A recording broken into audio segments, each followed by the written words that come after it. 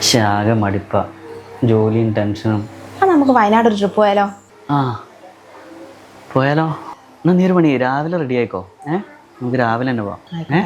പോയി നാളെയോ?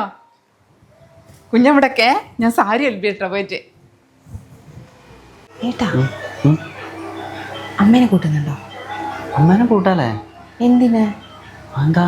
കുഞ്ഞിപ്പോൾ വലിയതായി, അവള് സ്വന്തമായിട്ട് ഭക്ഷണം കഴിക്കാനും നടക്കാനൊക്കെ ആയാലും ഇനി അമ്മേനെ കൂട്ടേണ്ട കാര്യമുണ്ടോ? നീ പറഞ്ഞാലും കാര്യമുണ്ട്. ഇപ്പൊ 2 റൂമൊക്കെ എടുക്കണമെങ്കിൽ ഒരുപാട് പൈസയാവും. ഒന്നും ശരിയാവുന്നില്ല, എല്ലായിടത്തും അങ്ങനെ കൂട്ടി പോകാനൊന്നാവില്ല. നാളെ ഇപ്പൊ എന്താ ചായക്ക് ഉണ്ടാക്കുക?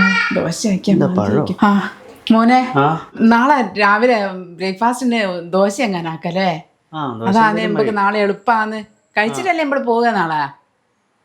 ഞാന് കുടുംബശ്രീയിലേക്ക് ഒന്ന് വിളിച്ചാണ്ട് നാളെ ലീവാന്നുള്ള കാര്യം അല്ലേ 10 രൂപ ഫൈനായി. അമ്മ കുടുംബശ്രീയിലേക്ക് വിളിക്കണ്ട. അല്ല, വിളിച്ചായിരുന്നെങ്കിലേ 10 രൂപ ഫൈനായിരിക്കും മോനെ. അമ്മ ലീവാക്കണ്ട.